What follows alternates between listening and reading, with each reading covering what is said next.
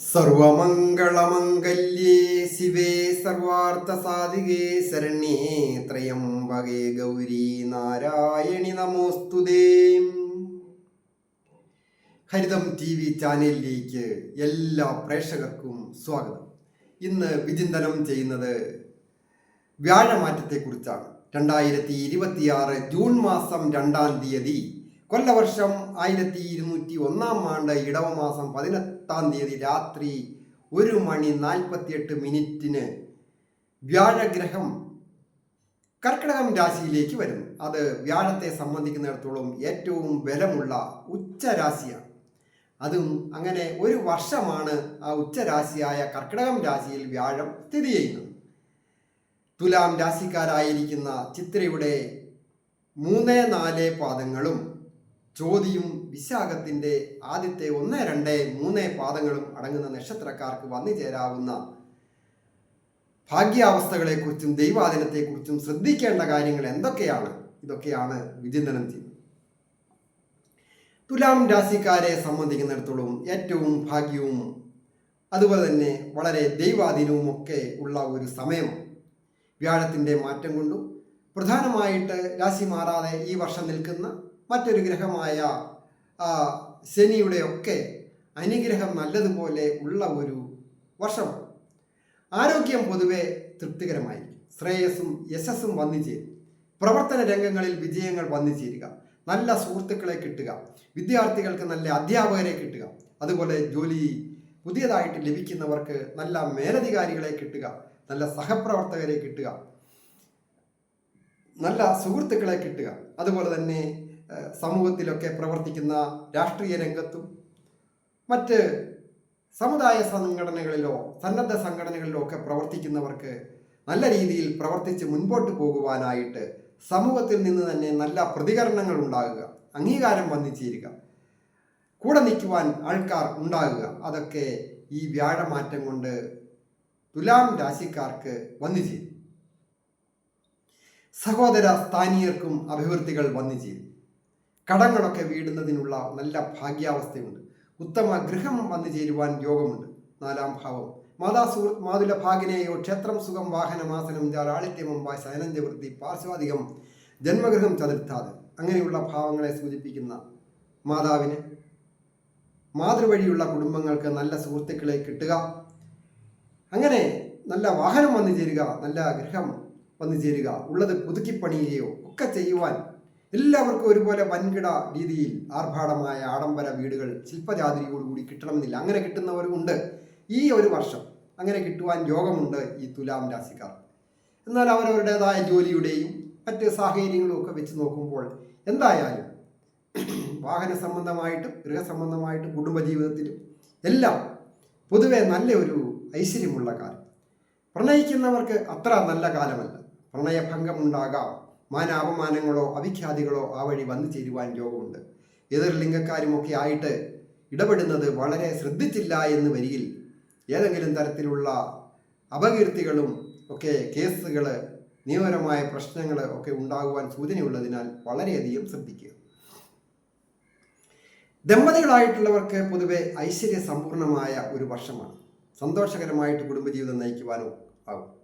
പുണ്യസ്ഥലങ്ങൾ സന്ദർശിക്കുന്നതിനും അതുപോലെ തന്നെ മംഗളകാര്യങ്ങളിൽ പങ്കെടുക്കുവാനും പുതുമയുള്ള വസ്ത്രങ്ങളും ആഭരണങ്ങളും വന്നു ചേരുവാനും ഗൃഹോപകരണങ്ങൾ വന്നു ചേരുവാനും ഒക്കെ യോഗമുണ്ട്.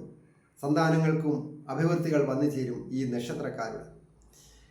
വിദേശത്ത് പോകണമെന്ന് ആഗ്രഹിക്കുന്നവർക്കും അതിന് അനുകൂലമായ കാര്യമാണ്. 12-ാം ഭാവാധിപനായിരിക്കുന്ന ബുധൻ ഇഷ്ടഭാവങ്ങളിലൂടെയൊക്കെ സഞ്ചരിക്കുന്നു.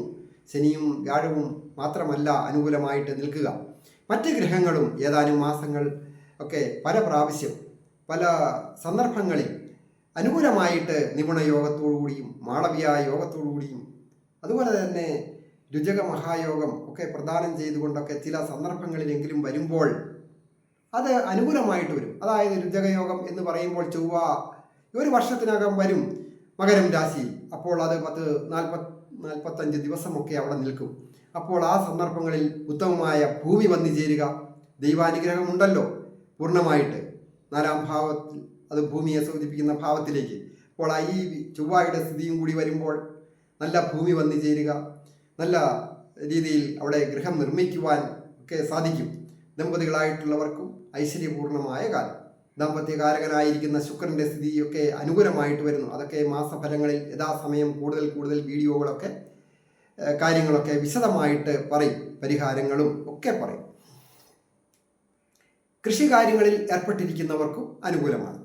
ഏറ്റവും പ്രധാന കാര്യം, ചില കാര്യങ്ങൾക്ക് അപ്രതീക്ഷിതമായ തടസ്സങ്ങളും വന്നു ചേരാം.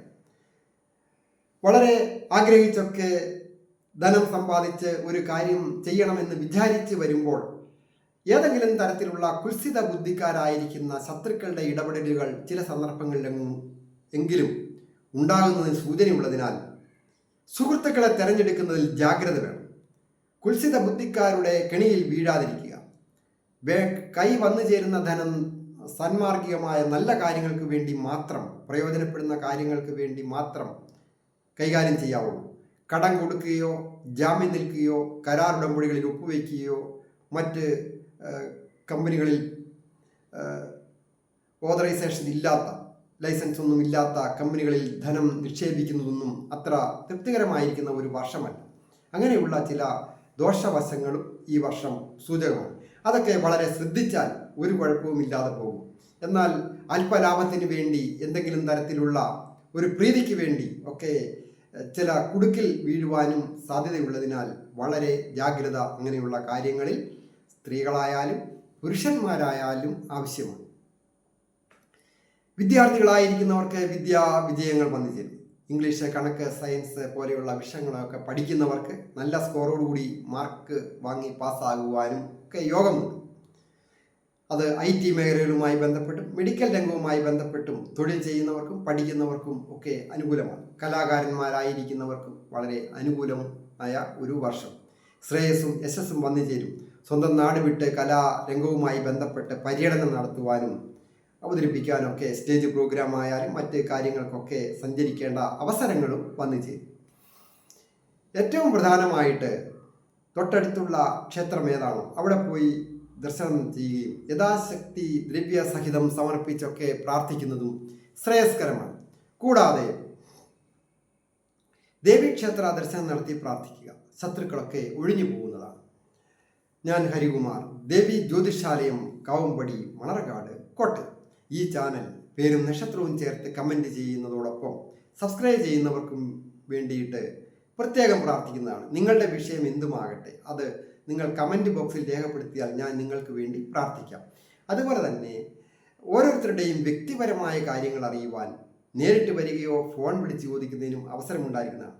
വിവാഹ തടസ്സമായാലും വിവാഹ പൊരുത്തം നോക്കുന്ന കാര്യത്തിലായാലും അതൊക്കെ ചൊവ്വാദോഷമുണ്ടോ അങ്ങനെയുള്ള കാര്യങ്ങളൊക്കെ വിശകലനം ചെയ്ത് നോക്കാം.